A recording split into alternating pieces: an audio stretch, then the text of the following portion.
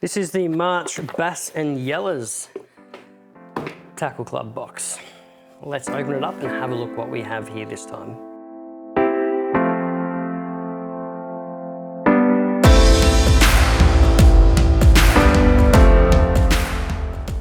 As always, I'm going to start off with the surface presentation. From our friends at Chase Baits, we have the brand new Flexi Frog here. So this is a 4-pack of pre-rigged surface frogs ready to go with a single hook in the middle.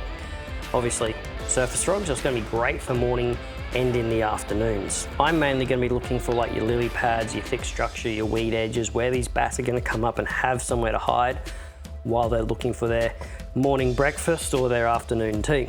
Something like this you can also skip with as well, so make sure you get a lot of skipping practice in if you want to be able to skip these up underneath any of the overhangs. Otherwise, even just the light spin outfit is going to be perfect, just a long cast and then into a slow roll, just get those legs working on the back of them here. Going down a little bit deeper, we've got here from Storm, the Tok Minnow.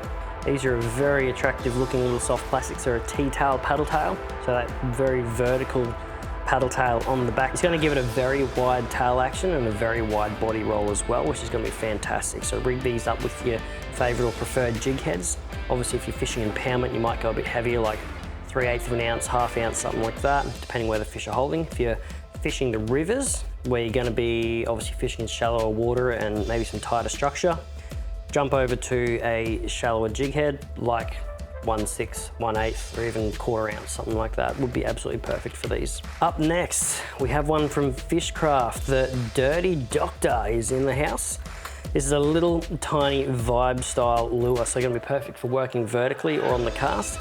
If I'm working this on the cast, I'm not gonna be caught too often casting this into thick structure unless I wanna, lose the lure maybe, because with the two trebles hanging underneath, this can be prone to snagging. So I tend to use vibes like this in more open water, especially when you find the bass and yellas start to school up a lot more.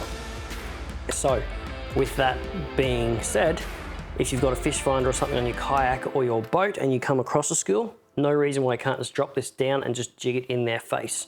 Or sit your boat and your kayak back and cast past the school and slowly work it back through them. And you can also do this in the rivers as well, especially where you get those nice deeper pools. If you've got a hotter day, those fish might start dropping down into that deeper water. In the cooler months, you're gonna find these fish are gonna tighten up and probably start sitting mid-column. So that's a good chance to throw one of these past the school and start working it back through the middle of them. Tend to be with more of a slow to medium retrieve with that. If you're fishing tight structure, I've got two different options here for you. Starting off first from Demiki, this is the Hull Turbulence spinnerbait. So I've got a nice golden white one here. Love gold colors, white colors, generally some of my favorite that I'll first jump to. Something like this is very versatile. You can cast it into the snags, let it sink down, and 9 times out of 10 you'll get it back because that V wire frame on the front allows it to essentially just bump over a lot of the structure you're fishing. So perfect for fishing like down logs, rock walls, thick dead timber, weed edges. Very, very versatile with the spinnerbait. And the next one is sort of similar. So this is the Demiki Tremble, but this is a chatterbait. So it does have a shiny blade on the front, kind of like the blades that you find on your spinnerbait. This gives it a completely different swim action. So this gives a very, very hard knocking action as it swims through the water. Now you could even chuck on one of your Storm plastics onto the back hook just to beef it up and make it look like a bigger snack or a bigger meal for the fish. Something like this, I also like to use in the deeper water where the fish might be coming out of that structure and chasing some bony brim or whatever food supply is in your local impoundment.